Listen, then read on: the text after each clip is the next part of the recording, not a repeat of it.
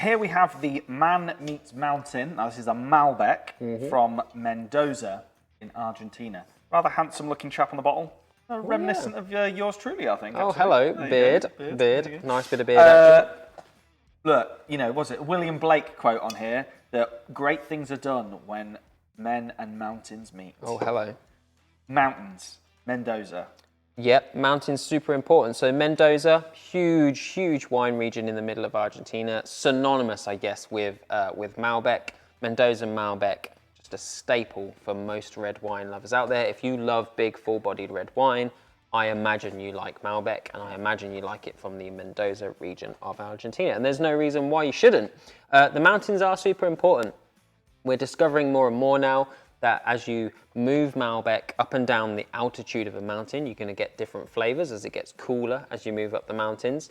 There's different soil varieties now. And actually Mendoza as a region is getting broken down into smaller regions, like for example, the Uco Valley and places like that, who are specializing in different styles of Malbec. So what do I mean by different styles? Well, you get the fresher styles, which are more about just the fruit. You get the rich, deep, chocolatey styles, which are all about the oak, and you get stuff in the middle. This guy sort of sits in the middle. It's only had 3 months in French oak, and yeah, it's got the fresh, it's got the fruit, and it's got the richness. It's got that classic Malbec velvety smoothness that we all love. Yeah, I mean, a 14% for a Malbec, that's not uncommon. It's up there though, isn't it? It's like top end really for where you're going. It's a big boy. It is a big boy. It is a big boy. Interestingly, it started its life actually not quite so much. It's a Bordeaux grape variety. So we're talking Merlot, Cabernet Sauvignon, and Cabernet Franc, but also Malbec used to be sort of the main grape varieties found in Bordeaux red wines, in those Bordeaux blends, which are now super popular and super expensive. Malbec you see less of in those nowadays. But like a lot of those varieties, they came over to the New World back in the day and found a place in South America and grew fantastically. And Argentina? Hello. Argentina have taken it under their wing. It's thrived, and now we sort of really only associate it with that country. So it can do well in the cool climate. Be careful though, cool climate Malbec can be a little bit more bitter, a bit more astringent.